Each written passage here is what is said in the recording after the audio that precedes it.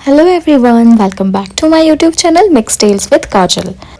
तो last vlog में मैंने मथुरा के बारे में आपको बताया था और आज हम जाने वाले हैं गोकुल और वृंदावन।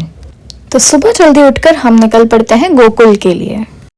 ठंड बहुत तेज होने के कारण यहाँ पे बहुत ही ज़्यादा कोहरा था, बट धीरे धीरे करके हम आखिर गोकुल पहुँच ही गए।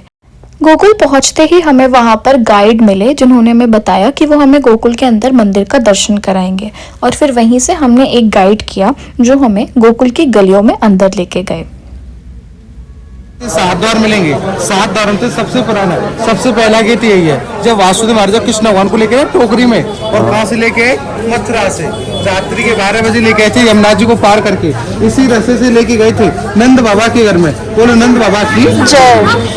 गाइड करने के बाद हमें ये रियलाइज हुआ कि इतनी ज़रूरत नहीं थी, जैसा उन्होंने बताया था कि आप गोकुल की गलियों में अंदर खो जाओगे और आपको मंदिर नहीं मिलेगा।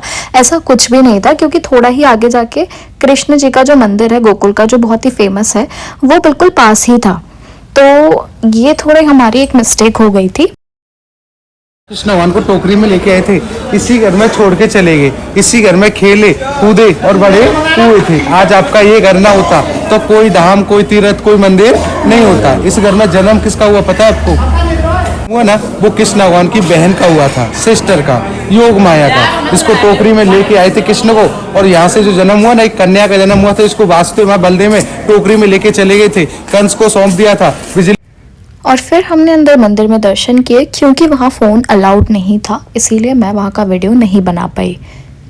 और यहाँ मंदिर में एक अलग ही टाइप का स्कैम चल रहा था, जो कि आपसे अपनी मन मर्जी के अकॉर्डिंग प्रसाद के पैसे लेते हैं और एक पर्ची काटते हैं। तो हम भी उस स्कैम का थोड़ा बहुत शिकार हो गए थे, बट ठीक है, हमने अपनी श्रद्धा से दिया तो हम इतना उस बारे में नहीं सोचते।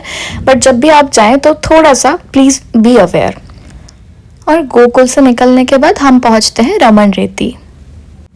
यहाँ भीड़ थोड़ी ज़्यादा थी कंपैरेटिवली, और मंदिर का बंद होने का टाइम हो रहा था। तो फॉर्चुनेटली ऐसा हुआ कि हम जस्ट मंदिर बंद होने के पहले पहुंचे और हमें बहुत अच्छे दर्शन हुए।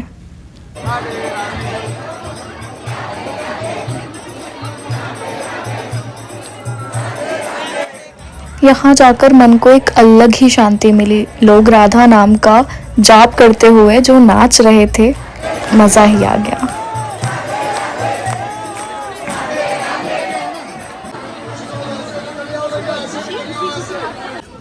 और कहा जाता है कि रमन रेती में यहाँ पर जो ये रेत पड़ी हुई है, इसमें लोट लगाने से आपकी सभी बीमारियाँ दूर होती है। यहाँ घर भी बनाया जाता है रेत से, और ये पंडित जी थे जो कि इंस्ट्रक्शंस दे रहे थे कि हमें क्या करना है आगे।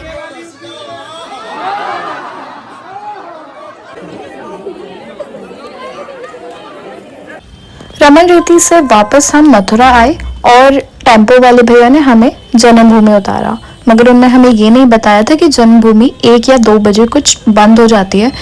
तो अनफॉर्चुनेटली हमें यहाँ के तो दर्शन नहीं मिल पाए, और हमें यहाँ से बिना दर्शन के ही वापस जाना पड़ा, क्योंकि हम वृंदावन जाने के लिए लेट हो रहे थे। अगर आप मथुरा वृंदावन आते हैं तो मंदिरों के टाइम का बहुत स्पेशली आप ध्यान रखिए, क्योंकि यहाँ पे टाइमिंग्स थोड़ी ज़्यादा स्ट्रिक्ट है। जन्मभूमि से निकलने के बाद हम निकल पड़े वृंदावन जाने के लिए।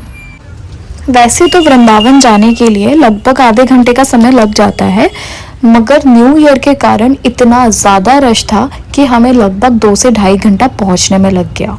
वहाँ पहुँचने के बाद हमने सबसे पहले होटल में अपना लगेज रखा, और इसके बाद प्रेम मंदिर दर्शन करने के लिए निकले। तो आप सभी को पता होगा कि वैसे तो प्रेम मंदिर बहुत स्पेशियस है, लेकिन जैसा मैंने आपको बताया, भीड़ इतनी ज़्यादा थी कि वो प्रेम मंदिर का जो एरिया है वो भी कम लगने लगा था, इतना क्राउड था। यही है पूरी लाइटिंग। और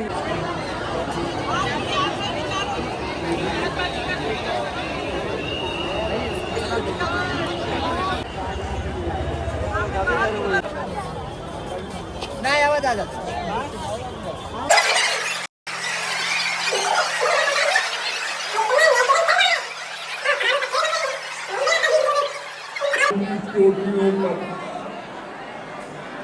अब भीड़ में इतनी पावर किसने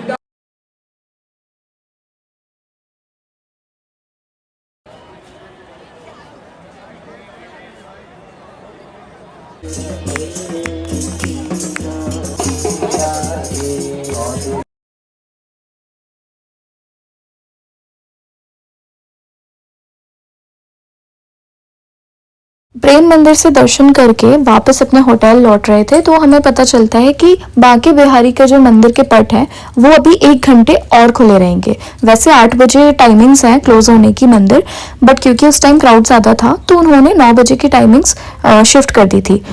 तो हमने सीधा बाइक हायर किया जिसने हमें बांके बिहारी मंदिर के पास छोड़ा। टेम्पो का ऑप्शन था नहीं क्योंकि भीड़ बहुत ज़्यादा थी, तो बैरिगेड्स लगे हुए थे।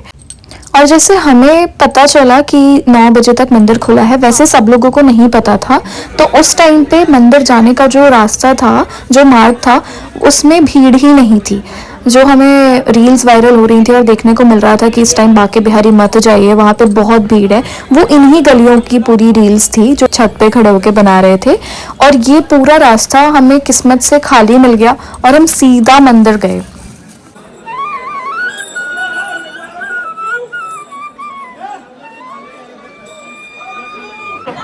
और किस्मत सच में बहुत अच्छी थी क्योंकि हम लोग मंदिर के अंदर लगभग 40 to 45 मिनट्स अंदर ही थे।